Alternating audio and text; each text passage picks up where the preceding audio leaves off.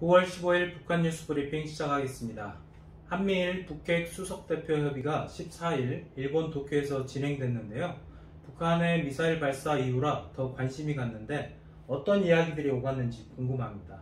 예, 노규덕 외교부 평화교섭본부장 저희 측이고요. 성김 미국 국무부의 대북 특별대표, 그리고 일본에서는 후나코시 다케이로 외무성 아시아 대양주 국장, 이렇게 세 사람이 14일 도쿄에 모였네요.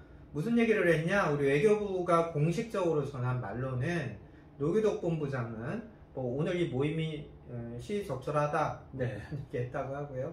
성김 대표는 늘 여러 번 저희가 소개시켜드렸죠. 미국은 북한의 적대적인 의도가 없다. 북한은 미국의 대화 제의에 반응해라. 후나코시 국장만 좀 할 말을 좀 한 것 같이 느낌이 그렇네요. 일본은 이렇게 말했습니다. 북한의 크루즈 미사일 발사로 위협 상황이 계속되고 있다. 일본은 북한의 그 위협이 더 확대되지 않는 쪽을 지지한다. 제가 자주 말씀드렸죠. 외교관들이 모이면 참 뻔한 말씀만 하실 수밖에 없습니다. 특히 언론에 공개되는 내용은 더 그렇고요. 한미일 공조 계속 하겠다 이 정도 얘기. 북한은 대화에 나와라. 이런 얘기가 또 반복이 됐네요. 네, 이 모임 이후에 또 한미 수석 대표가 따로 만남을 가졌고, 이후 기자회견 자리에서 성김 특별대표가 비핵화 진전과 상관없이 인도적 지원을 하겠다, 이런 얘기를 했어요. 예, 이것도 사실 원론적인 얘기죠. 지금 북한에 대해서 이제 가장 강도 높은 제재를 하는 쪽은 아무래도 미국이니까, 미국이 북한의 제재를 조금 풀어주면, 혹은 풀어주는 시그널로 인도적 지원을 좀 이렇게 해주면 어떨까. 이게 이제 우리 정부나 여당 쪽의 상상 중에 하나입니다. 그렇죠. 희망상, 위스플 싱킹 중에 하나인데, 그러다 보니까 이 기자들이 성김 대표를 볼 때마다, 이렇게 만날 때마다, 미국이 혹시 북한에 대한 인도적 지원을 검토하고 있지는 않습니까? 이런 걸 계속 질문을 하고 있어요. 그런데 성김 대표 답변이 늘 똑같습니다. 북한 비핵화 문제와는 상관없이 북한의 인도적 지원 필요하면 그런 걸 북한과 협상하고 진행할 의향이 있다, 이런 식으로 늘 말을 하고 있죠. 다만 까먹지 않고 단서를 다는 게 뭐냐면, 북한이 국제기준에서 모니터링이나 또 국제단체의 북한 내부 그 지원을 받아야 될 계층들을 직접 접촉하는 거, 이런 것들을 북한이 수용하고 충족하기만 하면 북한에 대한 인도적인 지원이라는 것 자체도 지지하고 미국도 참여할 의향이 있다. 그러니까 냅다 김정은한테 자 지원품입니다 이렇게 주는 게 아니라, 북한 내부에서 누가 이 인도적 지원을 받는지, 또 그 필요한 사람들에게 제대로 전달이 되는지, 이러한 모니터링 체계가 보장이 되어야 미국은 인도적 지원 찬성하고 참여하겠다. 그러면서도 이런 얘기를 반복하면서도 또 하나 이제 이 성김 이분도 참 진짜 외교관이에요. 또 하나 톡 남긴 게, 한국 전쟁에서 실종된 미군 유해 수습을 북한이 좀 성의를 보이면 좋겠다. 이 정도로 멘트 남겼네요. 네, 이 성김 대표 특별대표 발언에 대해서 미국 전문가들은 실제로 인도적 지원이 이루어지기는 어려울 것 같다, 이렇게 얘기를 했는데, 방금 말씀하신 이유하고 일맥상통할 것 같은데 또 다른 이유가 더 있을까요? 예, 그렇죠. 사실 미국 전문가들 뿐만 아니라 북한을 조금이라도 아는 사람들은 대부분 같은 생각이에요.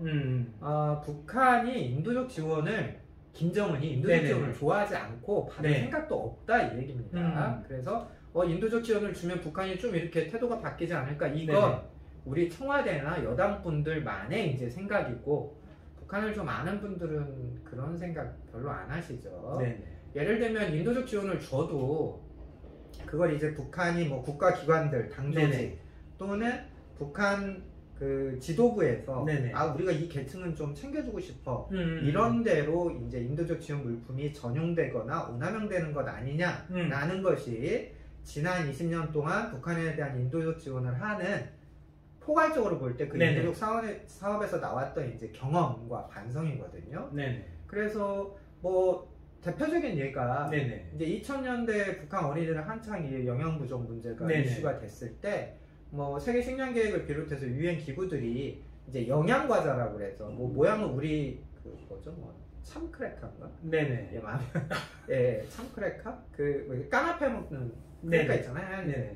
아무튼 그런 모양으로 생긴 영양 과자들을 만들어서 이제 북한 어린이 공급용으로 많이 줬는데 그게 뭐 일부는 북한이 이제 그 고아원이나 영유아 어린이들에게 지급된 바도 일부는 있지만 또 일부는 북한의 그 집단 체조 때 학생들 모아가지고 뭐 덤블링 시키고 뭐 열병식 흉내내는 거 시키고 이런데 동원한 어린이들의 간식으로 그러니까 이게 국제 지원품이다 이렇게 나간 게 아니라 당과 국가의 배려품 당과료다 이런 식으로 이제 포장돼서 나간 그런 사례들이 뭐 비일비재 했습니다.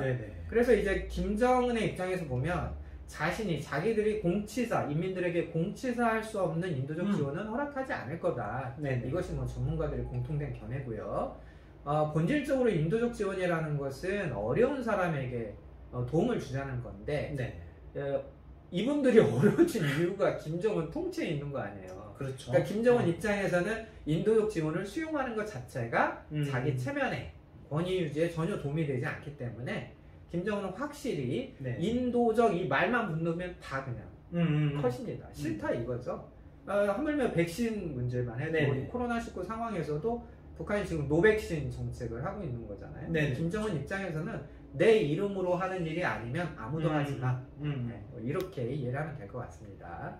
네, 14일 국회 대정부 질문에 출석한 이인영 통일부 장관이 이 상황에서 이제 대북 제재 완화가 필요하다 이런 얘기를 하셨는데 미국 국무부 입장하고는 너무 달랐어요. 이인영 장관의 의견은 이제 뭐 이런 뉘앙스였습니다. 북한이 만약에 이제 대화를 나오려면 자기들도 뭐 체면도 있고 그러니까 좀 명분거리가 있어야 될 거 아니냐. 그러니까 지금까지 안 나왔는데 갑자기 확 나오려면 행동을 바꾸는 어떤 그 트리거, 명분이 좀 있어야 되는데 이 명분용으로 미국이 좀 제재를 완화시켜준다든지 뭐 그렇게 하면 혹시라도 북한이 나오지 않을까. 근데 그런 것도 안 하면 북한이 대화에 나올 일이 점점 어려워질 거다. 이게 이제 이인영 장관 발언의 맥락이었고요.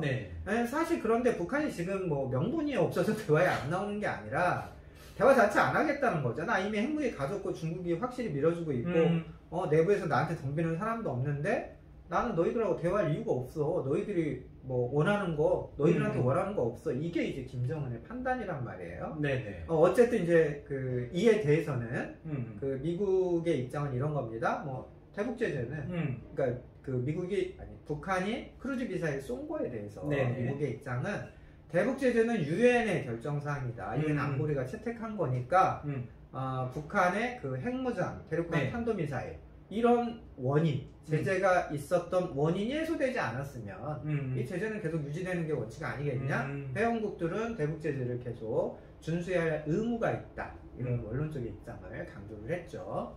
네, 한편 같은 날이죠. 국회 대정부 질문에 출석했던 정의용 외교부 장관이 북한이 17년 11월 이후부터 현재까지 전략적 도발을 한 적이 없었다. 이런 발언을 했는데 뭐 이런 발언을 우리 정부의 입장으로 좀 봐도 될까요? 정의용 장관 내년에 이제 정부가 교체되지 않습니까? 뭐 여든 야든. 그러면 문재인 정부의 대북 정책에 대해서도 정책적 평가도 필요하고 또 저는 법적 평가도 필요하다고 보거든요. 이 부분에 대한 평가가 꼭 이 분에 대한 평가도 저는 꼭 있어야 된다고 보는데 예를 들면 그 동해로 기순했던 탈북인 2명 그렇죠? 포승줄로 묶어서 눈 가리고 북한에다 이제 갖다 송환했단 말이에요. 그래서 한국에 남고 싶다, 귀순하겠다 라고 말했는데 너 범죄자라며 너는 안 돼 이렇게 해서 이제 보냈는데 자 이런 건 현 시대에 국제인권법을 아주 명백히 위반하는 거고요. 이거에 대해서 뭐 유엔 인권위원회 또 인권보 그 특별보고관들의 아주 엄중한 책임 추궁이 있었습니다. 이제 이분이 당시에 청와대 국가안보실장 하면서 이 일을 주도하셨다고 알려져 있고요. 외교부 장관 청문회 나와서도 이제 뭐 의원들이 이걸 물었더니 합당한 일이다 이렇게 할 수밖에 없었다 이렇게 아주 뻣뻣하게 말씀하셨던 분이에요. 자 이분이 어제 국회에 나와서 한 말이 17년 11월 얘기를 하셨는데 아마도 북한이 그 화성 15형 뭐 이렇게 네이밍 되었던 대륙간 탄도미사일을 발사했던 그래서 현재 대북 제재 아주 강력한 대북 제재의 원인이 됐던 아마 그때 이후로는 전략적 도발을 하지 않았다고 이렇게 용어를 만드셨어요. 당시에 이제 북한은 우리는 그 지구 전역에 대한 핵 공격을 가졌다 이렇게 해서 막 뭐 대대적으로 선전을 했는데, 그렇죠. 정의용 장관 말로는 그 이후에, 그러니까 대북 제재를 받을 만한 그 일을 한 이후에 지금까지는 북한이 전략적 도발을 하지 않았다, 뭐 이렇게 말씀하셨어요. 그래서 아마도 이번에 크루즈 미사일 발사한 건 전략적 도발이 아니라 뭐 전술적 도발이다, 심각한 도발이 아니다, 안보리 위반, 결의 위반은 아니다, 뭐 이런 주장을 하고 싶으셨던 모양이에요. 어쨌든 이분이 뭐 이 정도로 말씀하시는 거 보니까 사실상 우리 정부 청와대가 이번에 그 북한의 크루즈 미사일 또 북한의 그 핵 개발 계획에 대해서 인식 정도가 이렇구나, 뭐 이해를 하시면 될 것 같고요. 어쨌든 이분 발언이 좀 위험합니다. 그러니까 뭐 한반도 비핵화라는 게 김정은이 직접 인민들한테 공개적으로 한 약속이기 때문에 설마 김정은이 최고 권위를 가진 김정은이 인민들에게 공개적으로 한 말을 뒤집겠냐. 무슨 말이냐면 비핵화한다고 약속을 했으니까 핵 개발 강도를 높이거나 핵을 상상하는 도발 수위를 높이진 않을 거다, 뭐 이 얘기를 이렇게 국민들한테 하고 싶으셨던 모양이에요. 그래서 와, 이거 정말 진짜 문해력 정말 차이가 많습니다, 저희랑.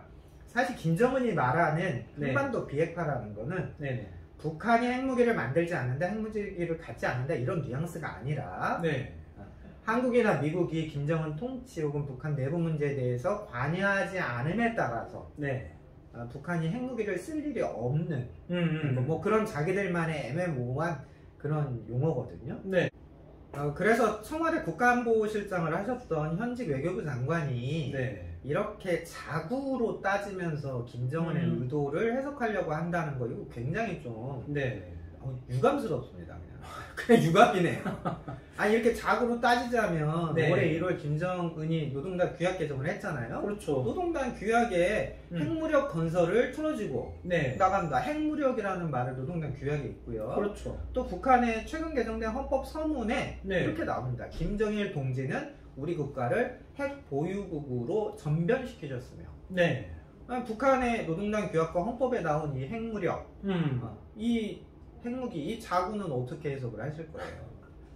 그래서 사실은 북한이 현재는 중국에 딱 붙어서 뭐 핵무력을 증강시키면서 남북관계는 단절시키고 이런 마당이라 솔직히 말씀을 드리면 우리 정부가 할 일이 별로 없다는 점은 저도 100번 이해를 합니다. 그런데 정의용 장관, 예를 들면 이번 문재인 정부의 핵심 관료들이 이렇게까지 말로 김정은을 싸고 돌면서 국민들에게 좀 불쾌감을 줄 필요가 있느냐, 그거에 대해서는 좀 문제제기를 하고 싶어요. 요즘에 정말 그 홍남기 부총리의 부동산 발언과 이 정의용 장관 혹은 이인영 장관의 그 북한 발언이 우리 국민한테 정말 이거 원투 펀치입니다. 정말 이런 발언은 좀 자제될 필요가 있지 않냐. 오히려 현실 인식, 현실 상황을 국민들에게 좀 솔직히 이야기를 하고, 뭐 애로가 있는 것도 애로가 있다고 야당에도 좀 양해를 구하고 이런 식의 좀 합리적인 정치를 좀 보여주셔야지 특정한 방향 이런 것들을 좀 고집하느라고 자꾸 국민들한테 이렇게 주먹질하는 발언, 주먹으로 돌아오는, 마음에 주먹으로 꽂히는 이런 발언, 이거는 정말 고위 관료들에게 더 이상 좀 보고 싶지 않은 그런 모습인 것 같습니다. 저는 오늘 여기까지만 말씀드릴게요. 북한에 대해 궁금하신 점 댓글로 부탁드립니다. 좋은 콘텐츠를 제작해 궁금증 해소에 도움드리도록 하겠습니다. 오늘 북한 뉴스 브리핑은 여기까지입니다. 감사합니다.